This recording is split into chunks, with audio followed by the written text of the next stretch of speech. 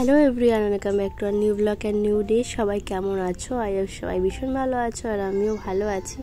But যা গরম পড়েছে, শরীরটা একটু খারাপ রয়েছে, গরমে হাল বেহাল হয়ে গেছে।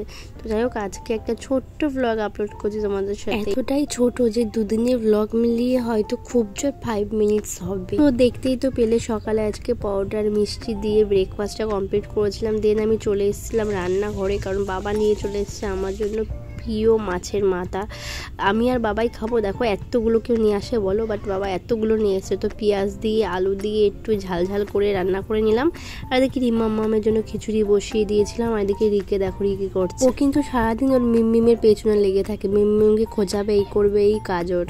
তো খাওয়া দাওয়া সেরে আমি আর রিমাম্মা একটু ঘুমিয়ে নিয়েছিলাম। ঘুম থেকে উঠে চলে এসেছি পুচকিদের বাড়িতে। দেখো বেশ ভালোই বেলা রয়েছে এখন, যেহেতু গরমকাল না, অনেকক্ষণই না বেলা থাকে, রোদও রয়েছে বেশ।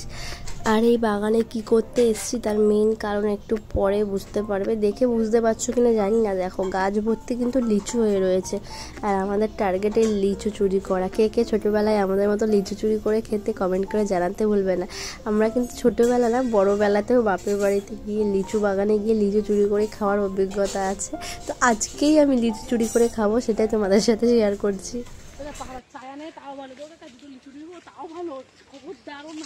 তো আমার পাশের জনের ভয় দেখেছো? ও তো ভয় পাবে, কেননা এটা ওর শ্বশুর বাড়ি এলাকা, ওর বদনাম হলে খারাপ হয়ে যাবে। বাট এটা তো আমার বাপের বাড়ি ভাই, আমার এখানে কোনো যায় আসে না, সব চেনা জানা লোক। তো যাই হোক, ফাইনালি লাল লাল লিচু চুরি করেই নিলাম আমি। ভালো লিচু, ভালো টেস্টি। আর নেই আর নেই, ওর তো শেষ, তোরও শেষ, ওরও শেষ, দুটো দুটো করে দুইটাই মিলে কারাকারি করে শেষ। আর এটা হচ্ছে নেক্সট ডে বলা ভুল হবে, 1 উইক পরের ভিডিও বলতে পারো, যখন জিত এসেছিল আমাদের বাড়িতে। সমস্ত কিছু করে নিয়ে মেয়ে একটু আগে ঘুম পাড়ালো মেয়েকে। এই যে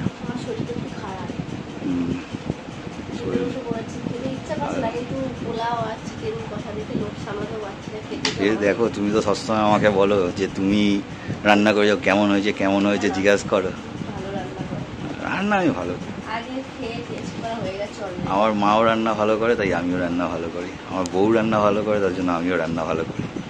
মানে মা আর বউ দুজনে রান্না ভালো করে, আমি না করলে হয়? তাই না? কে শিখিয়েছে? সেটা তো স্বাভাবিক বিষয়, এগুলো তো আমি তো আর ওরকম করে পারি না। এবার বলে দিলে পরে আমি জিনিসটাকে নামিয়ে দেবো, সেটা অসুবিধা নেই। আর একবার মোটামুটি দেখে নিলে আর অসুবিধা হবে।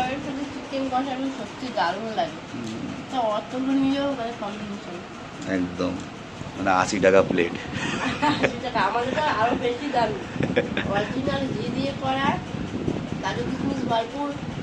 গোবিন্দভোগ চাল, হ্যাঁ একদম ভালো চাল। হ্যাঁ, 80 টাকা প্লেট, 150 টাকা প্লেট। চলে, এবার অনেক হয়েছে, এবার খাই, না হলে ঠান্ডা হয়ে যাবে। আসলে আমি যখন বাড়িতে যাই তখন জিৎ প্রতি উইকে আসে রিকে দেখতে আর আমাকে দেখতে। ওই শনিবার বিকেলে আসলো, ওই বিকেল বলতে রাত হয়ে যায় আস্তে আস্তে, সানডে বিকেলে বেরিয়ে যায় ওই করে। আর আমার না প্রচুর ব্লগ জমেছিল, সেগুলো আপলোড করার জন্য প্রতি উইকে শুধু ওই দুটো দিনই আমি ব্লগগুলো করতাম, আর কোনো মেন রিজন থাকলে সেই দিন। তো যার কারণে পরপর তোমরা জিৎকে ব্লগে দেখতে পাচ্ছ। তো যাই হোক, জিৎ কিন্তু খাওয়া দাওয়া করে এই মাত্র বেরিয়ে গেল বাড়িতে যাবে বলে। আমি বললাম থাকো, কালকে আমাদের ভোট আছে, বাট ও থাকলো না। আমাদের ভোট পড়েছিল সোমবার। তো রিমাম্মা আর আমি একটু মাঠে এসেছি, আর ও মাঠে আসলে তো বলে না যে বাঁধা গরু ছাড়া পেলে যেরকম ব্যাপারটা হয়, ঠিক সেরকম ও সারা মাঠ ঘুরে বেড়াবে, আমার কথা শুনবে না, ও ওর মতো করে ঘুরে বেড়াবে, লাফিয়ে বেড়াবে। বোকামে আর তো এক্ষুনি ক্লিন করে নিয়ে আসলাম, দোলনা পেয়ে ও মানে। ও দাদি আসো, দোল নাই, চ ভাই আসছি, চ এইটাই চলো ওইটা চলো। মাঠ ঘোরা তো হয়ে গেল, এবার বাড়িতে এসে দেখো কাণ্ড। বাবা তো রোজ ওর জন্য কিছু না কিছু নিয়ে আসবে, আর আজকে স্ট্রিক্টলি মা বলেই দিয়েছিল প্রতিদিন খুচখুচ করে না এনে একবারে খাবার নিয়ে আসবে। তো বাবা কত কিছু নিয়ে এসছে রিমা মামের জন্য। রিতু এখানে এক প্যাকেট খুলে বসেই পড়েছে এদিকে। আর দুপুরবেলা তো দেখলেই চিকেন করেছিল জিৎ, তো ওই চিকেনের কিছু মাংস আমি রেখে দিয়েছিলাম, সেই মাংসটা আর কি আমি এখন চিলি চিকেন বানাচ্ছি। ফার্স্টে ভাবলাম চিলি চিকেন দিয়ে পরোটা খাবো, বাট পরে ভাবলাম না চিলি ম্যাগি করে ফেলি, কারণ চিলি ম্যাগি করে আজকের ডিনারটা সেরেছিলাম। আজকের মতো ভিডিওটা এই পর্যন্ত, দেখা হচ্ছে নেক্সট ব্লগে। টাটা।